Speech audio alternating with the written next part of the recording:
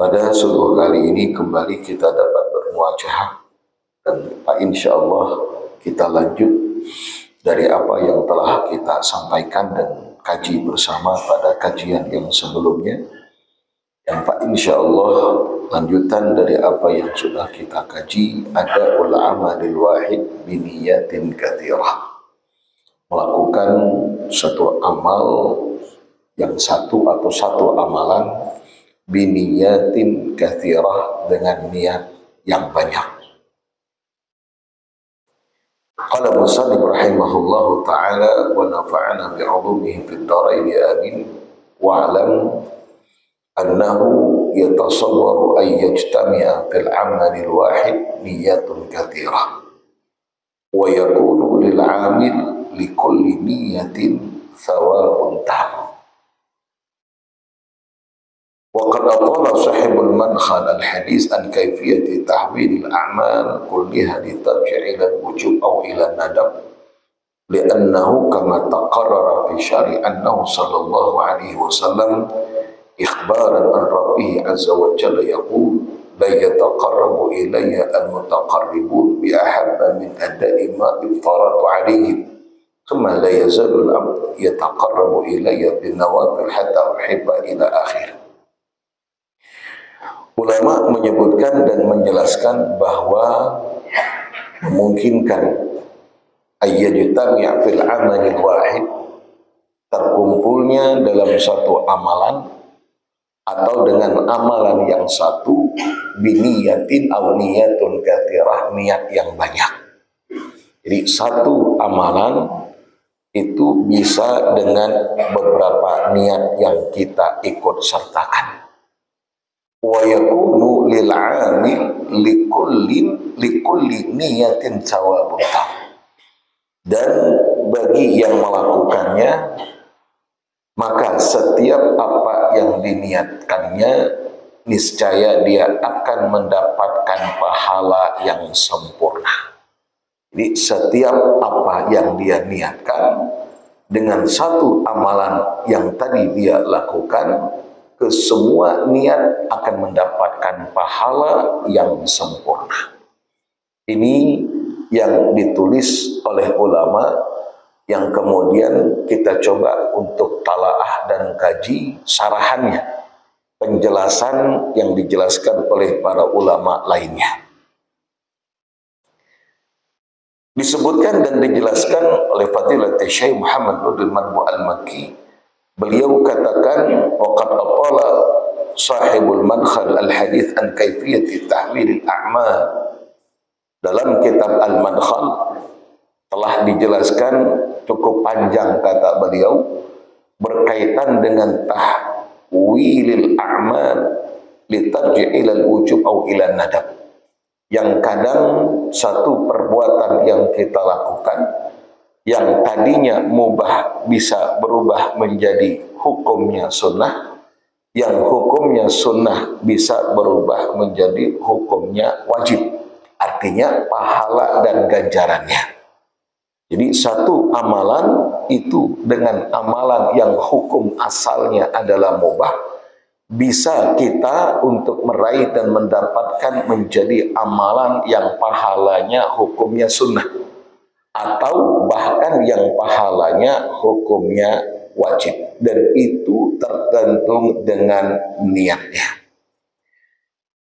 Beliau menukilkan sebuah hadis qudsi di mana Allah Subhanahu wa taala, hadis qudsi kemarin kita sudah sampaikan kalau hadis lafaz dan niat, lafaz dan makna daripada Rasulullah sallallahu alaihi wasallam, sementara dengan Al-Quran lafaz dan maknanya daripada Allah, sementara hadis qudsi lafaznya daripada Rasul, maknanya daripada Allah. Apa kata Allah? La yataqarrabu ilayya al-mutaqarribu. Tidaklah sekali-kali orang yang mendekatkan dirinya kepadaku lebih aku sukai daripada apa yang telah aku wajibkan kepada mereka. Artinya ada perkara yang wajib, yang itu lebih utama untuk kita perbuat, yang lebih utama untuk kita kerjakan. Cukupkah hanya sampai di sana? Lanjutan daripada hadis, "Tsumma la yazalul abdi yataqarrabu ilayya bin nawafil hatta uhibbah," kata Allah. Dan selama hamba-hambaku itu mendekatkan dirinya kepadaku bin nawafil, nawafil jamak daripada nafilah. Nafilah artinya ziyadah. Ziyadah kalau kita bahasakan ke dalam bahasa kita tambahan. Artinya salat tambahan selain daripada yang Allah wajibkan. Dan hukumnya apa? Sunnah. Jadi aslinya itu ziyadah, nafilah. Nafil wa minal laili fatahajjat bihi nafilatan lak. Nafilah artinya ziyadah. Ziyadah artinya tambahan. Berarti yang wajib harus kita utamakan di dalam pelaksanaan, lalu kemudian setelahnya barulah kita bisa menambahkan sholat tambahan selain daripada yang wajib, yang hukumnya itu sunnah. Awas, jangan lupa ziyadah itu tambahan. Amun kita makan kayak kabila kita hendak menambah, tentu setelah makan tambo, ya kan, ya Pak, bahasanya tambo. Amun di rumah makan tuh kan ya, kalau makan dah tambo C. Kan makan dulu baru nambah. Kadang mungkin belum makan tambahnya, apa yang ditambah belum makan. Nah, kayak itu juga dengan sholat. Jangan sampai sholat tambahannya yang kita lakukan, sementara sholat pokoknya ditinggalkan. Tahajud tambahan. Bangun jam 2 sampai jam 4 kelapahan, lalu istirahat. Bangun jam 8, itu keliru. Pokoknya tak tinggalkan, yang dikerjakan ziyadah atau nafilahnya, itu keliru. Maka oleh karenanya di dalam ini ayat, di dalam ini hadis qudsi, tiada kata Allah yang aku lebih cintai ketika hambaku mendekatkan dirinya kepadaku daripada apa yang telah aku wajibkan kepada mereka. Dan selama mereka masih terus menambahkan dengan perbuatan-perbuatan yang hukumnya sunnah, maka aku akan cinta kepadanya. Jadi kata ulama, mahabbatullah, kecintaan kita, kecintaan Allah kepada kita bisa kita raih dengan sebab karena dua. Satu, amalkan yang wajib. Dua, tambahkan yang sunnah. Baik. Kalau sudah mendapatkan mahabbatullah, fa idza ahbabtuhu kuntu sam'ahu alladhi yasma'u bih. Matanya, pendengarannya adalah pendengaranku, kata Allah. Penglihatannya adalah penglihatanku. Tangannya adalah tanganku. Kakinya adalah kakiku. Artinya apa? Qalal ulama menyebutkan maknahu annahu yabqa tasarrufihi lillahi ta'ala la li ghairi. Fa in takallama lillah, wa in sakata lillah, wa in nadhara lillah, wa in ghadaba tarfahu ghadaba lillah.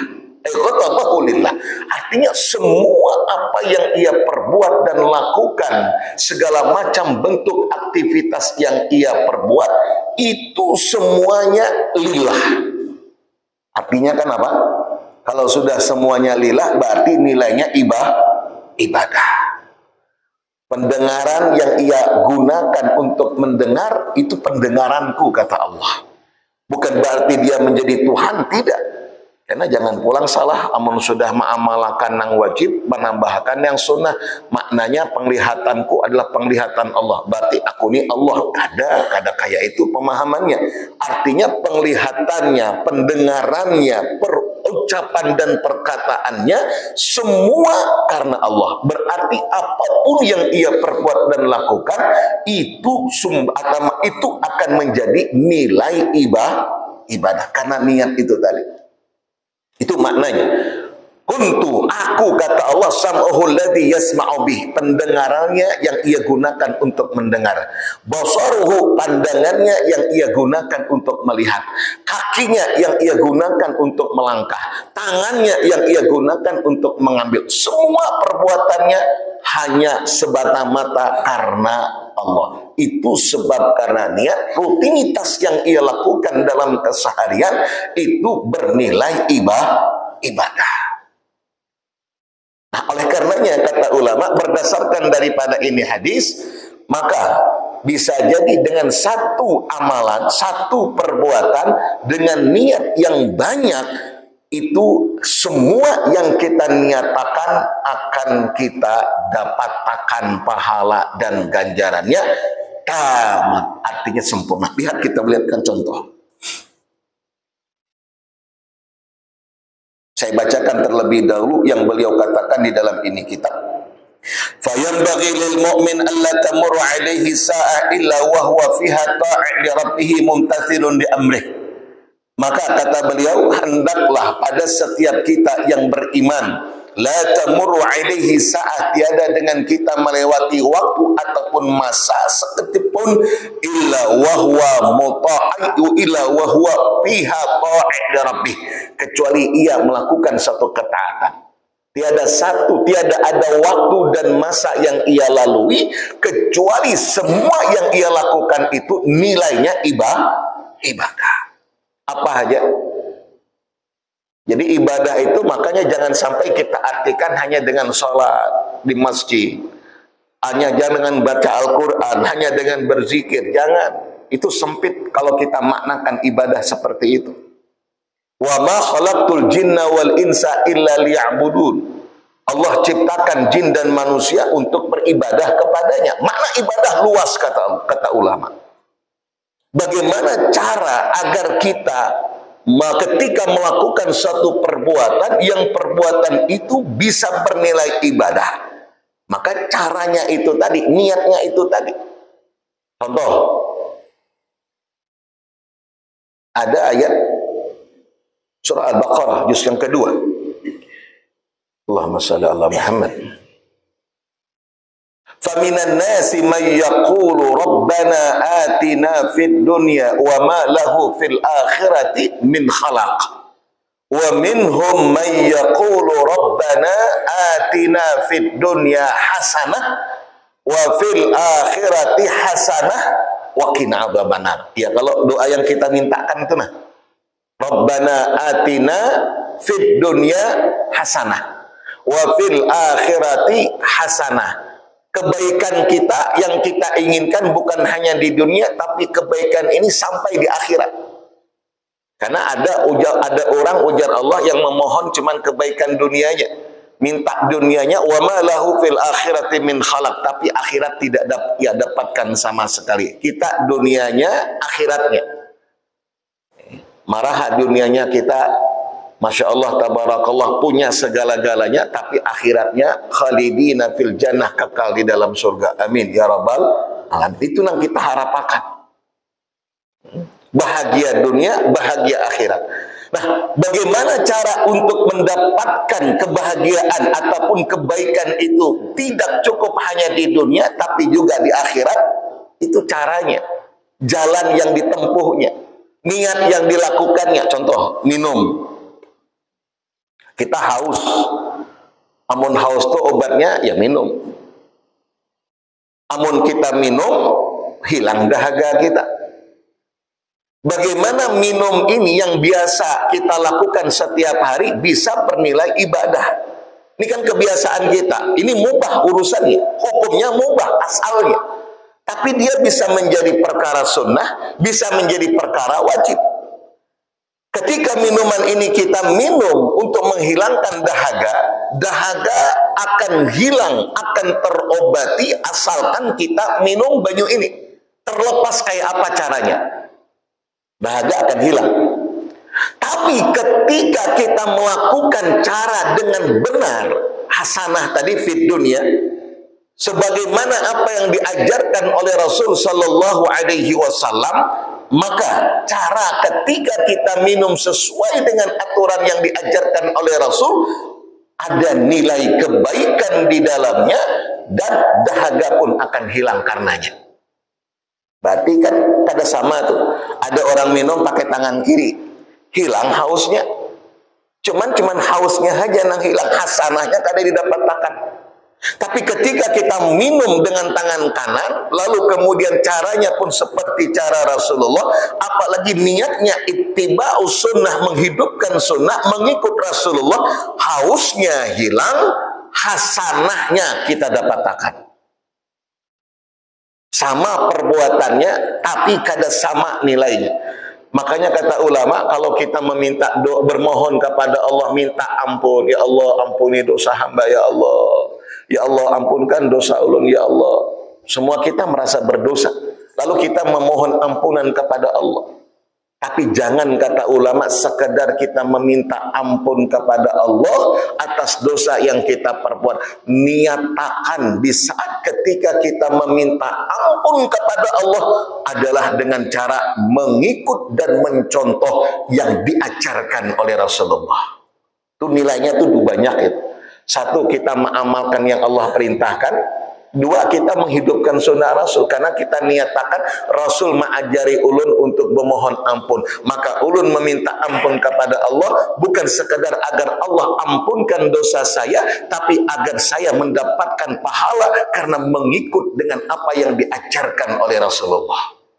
Maka Nabi sallallahu alaihi wasallam, Rasul bersabda, ya ayyuhan nas tubu ilallah fil yaum, tubu ilallah fa inni atubu ilallah mi'ata marrah. Sungguh, kata Rasul, aku bermohon ampun kepada Allah 100 kali dalam satu hari. Riwayat lain 70 kali. Bukan bilangan 70 dan 100-nya, tapi menjelaskan, kata ulama, saking banyaknya Rasul beristighfar. Maka ketika kita mohon ampunan, niatakan ittiba'us sunnah. Itu banyak pahala yang kita dapat. Baik, kita lihat kembali kita kepada kitab. Hatta fima yata'allaqu bil mubah innahu bin niyatil hasanah yantaqil ila nadab.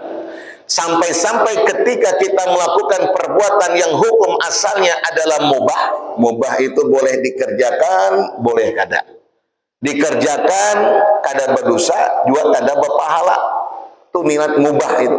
Berpahala, berpahala kada, berdosa kada. Karena boleh kita kerjakan, boleh kita tinggalkan. Dikerjakan kada berdosa, kada juga dapat pahala. Kapan? Kalau hanya sekedar mengerjakan yang mubah. Tapi ketika yang mubah ini kita kerjakan, yang asalnya tidak kita mendapatkan pahala, bisa kita dapat pahalanya.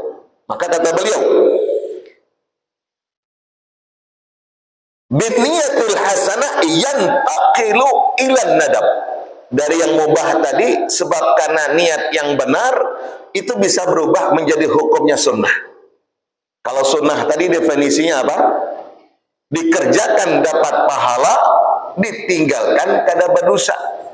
Mubah dikerjakan kada dapat pahala, dan juga ditinggalkan kada mendapat dosa. Ketika ini kita kerjakan kada berpahala awalnya, tapi bisa ini menjadi berpahala untuk kita raih ketika kita kerjakan dengan niat yang benar karena Allah. Maka cari pahala itu banyak, celahnya banyak, namun kita paham. Sebab karena kita kada paham lah, sehingga pahala itu kayaknya ngalih benar untuk kita dapatkan. Andai dia paham apa yang menjadi rutinitas dari kesehariannya, itu bisa bernilai ibadah tadi. Dari yang mubah bisa menjadi yang sunnah. Kan asalnya kita kan dapat pahala, amun sekedar minum aja menghilangkan haus, sudah selesai. Pahala kada dapat, lalu kemudian dosa juga kada dapat karena perbuatan yang mubah. Tapi ketika kita melakukan dengan benar sesuai dengan yang diajarkan oleh Rasul, niatnya ittiba'us sunnah, maka ketika kita mengerjakan yang mubah tadi hukum asalnya menjadi perkara sunnah, dapat pahalanya. Makanya ada orang sama melakukan perbuatan tapi nilainya kada sama. Kita sama gorengnya, tapi yang satu goreng-goreng sekedar goreng aja, yang satu gorengnya dapat pahala. Kita sama minumnya, yang satu minum sekedar minum hilang hausnya tapi tidak mendapatkan apa-apa, yang satu hilang hausnya tapi dia dapat pahala. Sama kita makannya, tapi yang satu cuma sekedar kenyang, lalu yang satu tidak sekedar kenyang tapi juga dapat pahala. Ini yang kita ingin terapkan. Baik, ini contohnya kata beliau. Wa nada fi katsir minal ahyan yumkin naqluhu ilal wajib. Bahkan dari perkara yang sunnah bisa jadi kita jadikan ia menjadi perkara yang wajib. Wa ma'lum anna thawabal wajib a'zam wa akbar min thawabil mandub. Bukankah pahala dan ganjaran dari perkara yang wajib itu jauh lebih besar daripada pahala sunnah? Jelas itu, sepakat kita. Baik, contoh yang disebutkan beliau di dalam ini kitab. Idzan tabahal insan min naumihi wa qama min firashihi fa innahu yalbasu thawbah atau yalbisu thawbah wal lubsu aslan minal asya' al mubahah fa in arada an yaruddahu ila jihatil wujub fadzalika mawjud yalbisuhu aw yalbasahu biniyatin satrul aurah wa dzalika wajib. Pakaian kita. Contoh kata beliau, ketika kita bangun daripada tidur, kan goreng semuanya kita, lalu kemudian kita bangun, semuaan kita bangun, kecuali rohnya aja nang kada kawa lagi menepati jasadnya. Maka saya pernah sampai amun kita goreng tuh rohnya kita keluar kemana? Keluar dari tubuh. Bagan tayangan, maksud bagan tayangan tuh tulak kemana? Ya. Makanya ketika anak membangunkan, begini bangunkan bang, bangun. Jangan begajutan itu, amun bekajutan tuh tak kajut, rohnya hendak kembali kada kawa lagi. Itu nang bisa mati bekajut tuh. Begamat bangun bang. Biar rohnya tuh kembali lagi. Orang yang sudah mati, rohnya tuh kada kawa kembali. Allah tahan. Dan Allah kumpulkan kalau dia orang yang beriman fil iliyin. Kalau orang kada beriman fisijin, itu disebutkan dalam Al-Quran. Tapi orang yang masih goreng, masih hidup tuh kembali, makanya hidup. Ketika bangun daripada tidur, fa innahu yalbas libasa. Bukankah saat ketika kita bangun, mandi mungkin, bahkan kemudian kita akan memakai pakaian. Saat pakaian yang kita pakai ini pada asalnya adalah hukumnya mubah, karena kita semuanya memakainya. Tetapi ketika kita niatakan untuk menutup aurat, maka nilainya sudah beda. Pahala yang kita akan dapat, pahalanya pahala wajib. Kenapa? Menutup aurat hukumnya wajib. Coba, semuanyaan kita memakai pakaian, kadang-kadang kada berpakaian. Siapa yang kada berpakaian di dunia kadang-kadang? Kecuali di yaumil qiyamah, nanti pada saat ketika dibangkitkan. Di dalam hadis itu disebutkan, saat dibangkitkan setiap manusia dari kuburnya dalam keadaan tidak beralaskan kaki dan dalam keadaan tak helai benang pun tidak ada yang melekat pada tubuhnya. Sayyidah Aisyah bertanya, ya Rasul, apakah ada saling tiring meniring? Apakah ada saling melihat satu sama lain? Ujar Rasul, kada lagi terpikirkan oleh mereka untuk memandang orang-orang di sekitarnya. Yang ia pikirkan dirinya selamat atau kada. Itu di akhirat. Amun di dunia jangan coba-coba kasahi orang. Ayo, maksud mengasahi itu bukan hanya melihat, tangkap orang. Ini error ini. Ini ada something error ini, salah, ada yang keliru ini. Kok sampai telanjang keluar rumah? Saat ketika kita memakai pakaian, ibu pakai pakaian, abah kita semuanyaan pakai pakaian. Saat ketika kita memakai pakaian ini, kayak apa biar supaya memakai pakaian ini bisa dapat pahala? Niatakan satrul aurah. Kan satrul aurah itu hukumnya wajib. Amun wajib definisinya apa? Dikerjakan dapat pahala, ditinggalkan dapat dosa. Tapi kalau cuma hanya sekedar memakai pakaian, maka ketika kita memakai, ya sudah. Cuman kita memakai pakaian, pahala kita kada dapatkan. Tapi kalau niat menutup akan aurat, insya Allah Kada akan hanya sebatas waktu pengajian berjilbab. Kada hanya sebatas waktu ketika arisan berjilbab, ketika hanya tolak kondangan berjilbab, tapi kapanpun dia, saat dia keluar rumah dan ada orang asing bagi dirinya, dia akan menutup aurat. Makanya wayah ini kan banyak tuh ibu-ibu pakai jilbab namun ketika kondangan, berjilbab namun ketika arisan, berjilbab namun ketika orang aruhan. Tapi amun sudah selesai orang yasinan, boleh ke rumah, duduk di hadapan teras, pakai cuman baju you can see my ketek. Hilang jilbabnya sudah. Ayo, kenapa itu terjadi? Tulak ke warung, pakai baju biasa, hilang jilbabnya sudah. Tadi makam tulak kondangan pakai jilbab. Ini kan hanya sekadar memakai pakaian karena kondangan, memakai pakaian karena untuk arisan, memakai pakaian karena untuk acara Isra Mi'raj.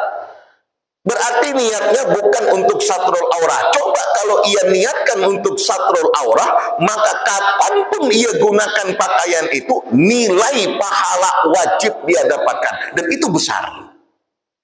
Maka kada akan duduk di warung tidak pakai jilbab, tidak akan duduk di hadapan rumah tidak berjilbab, tidak akan ketika umpama ada orang asing dia tidak berjilbab, tidak akan.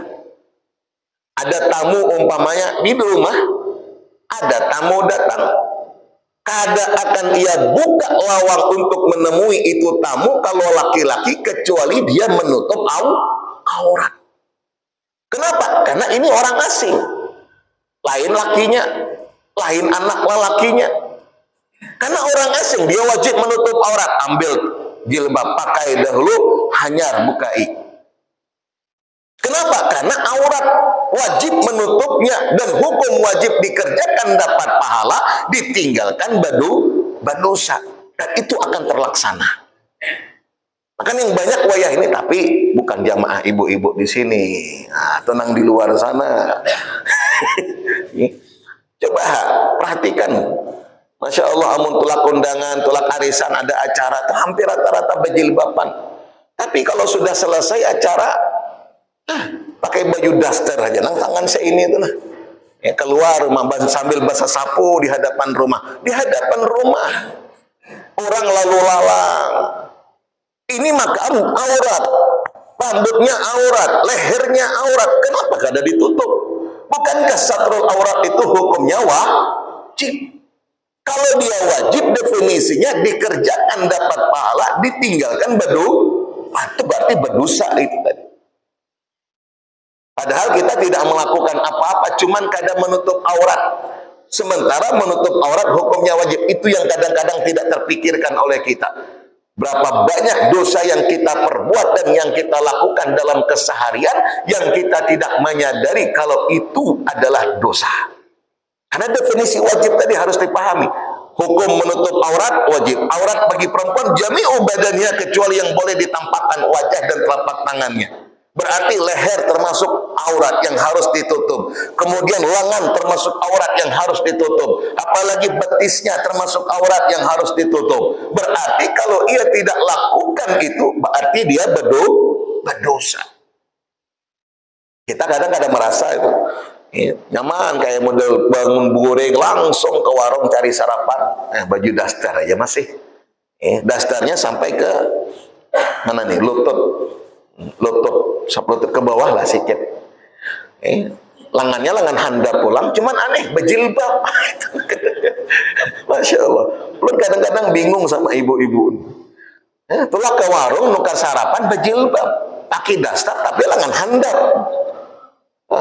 Handap pulang di bawahnya tuh sampai lutut aja. Tapi berjilbab. Jadi jilbab itu bukan lagi niat untuk menutup aurat. Amun inya niat menutup aurat, tentu semua aurat dia akan tutup. Ingat hadis. Lihat, perhatikan hadis ini.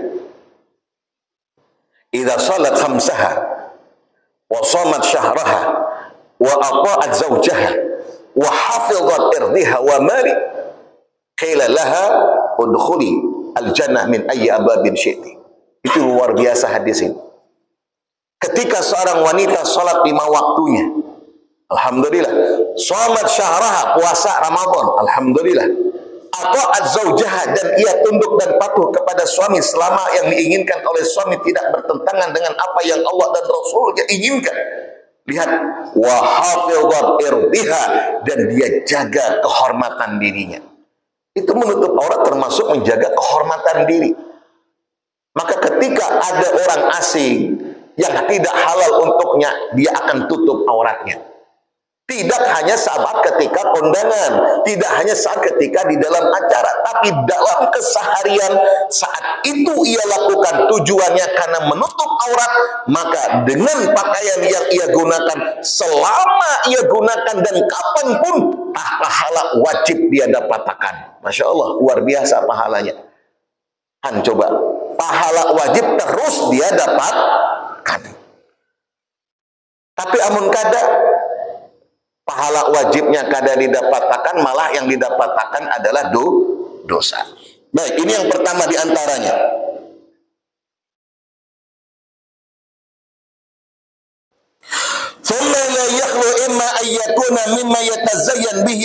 Di saat pakaian kita gunakan, ibu-ibu tidak menutup kemungkinan ada dua. Imma yatazayyan amla. Bisa jadi kan ada waktu masa berhias, atau mungkin kada berhias. Fa in kana kadzalika dhamma ila niyatil wajib ila imtithali sunnah fi izhari ni'amillahi ta'ala. Bahkan kita niatakan tadi satrul aurah, dan yang kedua niatakan apa yang kita niatkan, imtithalu sunnah fi izhari ni'amillah, mengamalkan sunnah Rasul. Untuk apa? Untuk memperlihatkan nikmat yang Allah berikan kepada kita. Berhias kita, niatakan untuk membahagiakan suami. Itu ajaran yang diajarkan oleh Rasul. Coba, dua pahalanya. Pahala wajib dapat, pahala sunnahnya dapat juga. Ini jabab baju sudah. Aku ini menutup aurat sekaligus biar kelihatan bungas. Pakai ini sedikit, gincu sedikit. Tapi kelihatan bungas untuk suaminya, bukan untuk orang lain. Ketika kita melihatkan kebungasan kita untuk suami, maka apa kata Rasul? Ciri daripada istri salihah itu 3 di dalam hadis. Alamatul mar'ah as-salihah, ciri dan tandanya itu 3. Idza nazartaha sarratka. Ketika suami memandangnya, menyenangkan hati suaminya. Amun sudah berhias di hadapan suami, ujar suami, bungasnya biniku senang, pahala kada? Pahala kada? Kedua ini jawab, pahala. Kadang jawab tuh lantaran kenapa banyak bebinian berhias bukan untuk suami. Ini laki amun di rumah melihat bininya berhias, lalu bertakun, anak kemana? Itu lain tuh sudah. Melihat laki melihat bininya berhias, berbingking nih berhias, lain penampilan kada kayak biasa, betakun laki hendak kemana, itu menunjukkan asal berhias hendak keluar. Tapi kalau berhias bini, laki kada menakonakan hendak kemana, itu memang bininya setiap hari berhias untuk suaminya. Ibu berhias untuk siapa? Ibu berhias untuk siapa? Bujur juga. Insya Allah mudah-mudahan husnuzon kita. Untuk suami. Coba bayangkan, tadi niat satrul aurah dapat, niat pahala wajib dapat, yang kedua niat pahala sunnahnya. Bayangkan berapa nilai pahala yang kita dapatkan dengan kebiasaan yang kita lakukan. Kan setiap hari kita berlakai, setiap hari kita memakai pakaian. Satu niat satrul aurat, jangan sampai aurat saya nampak. Kalau sudah auratnya nampak, berarti keliru. Bukan itu yang diinginkan, harus tertutup. Maka dia tidak akan memakai pakaian kecuali pakaian yang menutup aurat.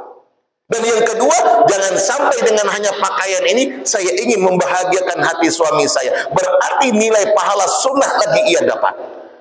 Pahala wajib dapat, pahala sunnah dapat hanya dengan satu perbuatan, hanya dengan satu amalan.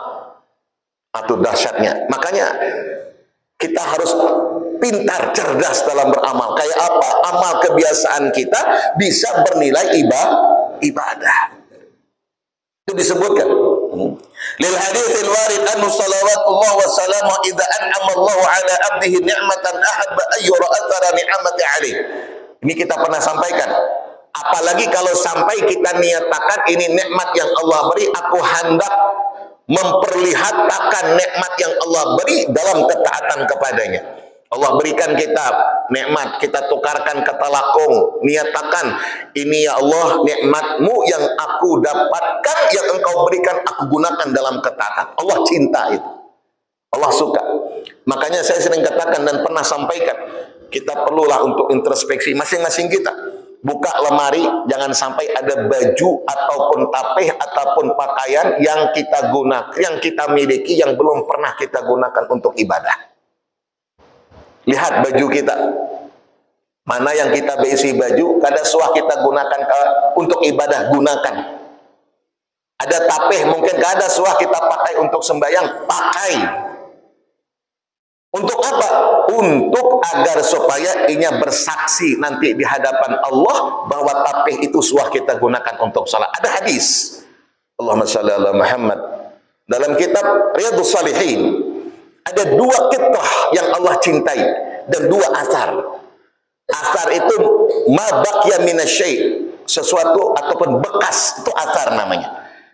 Kitrah tetesan. Dua tetesan yang Allah cintai, dan dua tetesan itu kata Rasul adalah satu tetesan dumu, mata, air mata yang sebab karena takut ia kepada Allah. Saat ketika kita menangis karena kita banyak dosa, karena kita takut kepada Allah, itu Allah cintai. Lalu tetesan yang kedua, tetesan darah ketika kita berjuang untuk membela agama Allah. Itu dua tetesan yang Allah cintai. Wa yuhibbul atadai, dan Allah cinta dua bekas. Satu bekas daripada berjuang kita di jalan Allah. Mungkin bekas darah, bekas sayatan, bekas luka dan seterusnya. Dan yang kedua, bekas min ibadati ila rabbih. Bekas daripada ibadah yang kita lakukan kepada Allah. Bekas. Makanya kita dianjurkan memperbanyak tempat sujud. Itu biar ada bekasnya tempat sujud itu, bahwa dia akan bersaksi kelak pernah bekas kita gunakan sholat. Maka banyak tempat sujud. Masjid. Oh, ujar masjid ini orang berjamaah di tempatku. Ujar yang satu, aku juga. Terus semuanya akan bersaksi. Kayak itu juga pakaian. Maka jangan pakaian itu cuma dibawa ke kondangan, bawa untuk ibadah. Tapi untuk laki-laki jangan begini pun, baju-baju yang macam-macam itu dibawa untuk sembahyang. Nah, kalau bisa telakung yang hebat itu bawa untuk sembahyang, boleh lah. Ini kada telakung, masya Allah, tabarakallah. Sebuting juga berisi, kada suah berganti, maka betahil lambuan, benar. Tapi amun ke kondangan kada suah kada, mantap bajunya, telakungnya murah. Ada tuh, saya pernah dengar, ya kita agan apa pangnya baharat-harat telakung. Coba. Justru telakung itu ketika kita cari yang hebat, yang baik, yang berkualitas baik, kalau kita gunakan untuk beribadah, Allah cinta, Allah suka. Kenapa? Asar bekas daripada nikmat yang Allah berikan, kita gunakan untuk mentakarubkan diri kepada Allah. Bisi mobil, gunakan. Jangan sampai mobil kita kada suah kita gunakan untuk ke majelis taklim. Jangan sampai mobil kita kada suah kita gunakan untuk ke masjid. Gunakan, karena ini akan bersaksi, ya Rabb, aku bersaksi kalau si fulan ini pernah menggunakan aku, membawa aku untuk ke majelis taklim, membawa aku untuk ke masjid. Dia akan bersaksi itu. Semua yang Allah titipkan kepada kita, gunakan. Jangan sampai kada suah kita gunakan untuk ibadah. Hondanya, mobilnya, sandalnya, salawarnya, bajunya, tapehnya, semua kalau bisa kita gunakan untuk ibadah. Itu bekas. Bekas yang kita gunakan pernah untuk ibadah. Lihat dalam Al-Quran. Simahum fi, gimana dalil Al-Qurannya? Simahum fi wujuhihim, ya, min atharis sujud. Kita sujud ini ada bekasnya. Bekas sujud, tapi bukan yang hirang itu. Bekas maksudnya itu adalah kata ulama min atharis sujud, dari bekas sujud, perbuatan kita, perkataan kita akan mencerminkan hasil daripada sujud kita kepada Allah. Jangan pulang asal sujud digintasakan, biar itu tidak masuk dalam kategori itu. Baik, dua hadis ini. Jadi ini satu amalan bisa untuk kita niatakan beberapa banyak niat. Pahalanya semua kita dapat. Ini contoh yang pertama. Kedua dan ketiga saya rasa di lain waktu dan di lain kesempatan mudah-mudahan kita bisa untuk terapkan dan amalkan. Waktu tidak memungkinkan, ya, tidak memungkinkan ya. Baik, mudah-mudahan ada manfaat. Al-Fatihah. A'udzubillahi minasyaitonir rajim. Bismillahirrahmanirrahim. Alhamdulillahirabbil alamin arrahmanir rahim maliki yaumiddin. Iyyaka na'budu wa iyyaka nasta'in ihdinas siratal mustaqim siratal ladzina an'amta 'alaihim ghairil maghdubi 'alaihim waladdallin. Amin amin ya rabbal alamin. Bismillahirrahmanirrahim. Alhamdulillahirabbil alamin. Wassalatu wassalamu ala asyrafil anbiya'i wal mursalin wa ala alihi wa sahbihi ajma'in. Allahumma ighfir lana ma akhtana wa ma ta'ammadna wa ma asrarna wa ma a'lanna wa ma anta a'lamu bihi minna. Antal muqaddim wa antal muakhir. La ilaha illa anta subhanaka Allahumma wa bihamdik nashhadu an la ilaha illa anta nastaghfiruka wa natubu ilaik. Wa sallallahu ala sayyidina Muhammadin nabiyil ummi wa ala alihi wa sahbihi wasallam. Alhamdulillah.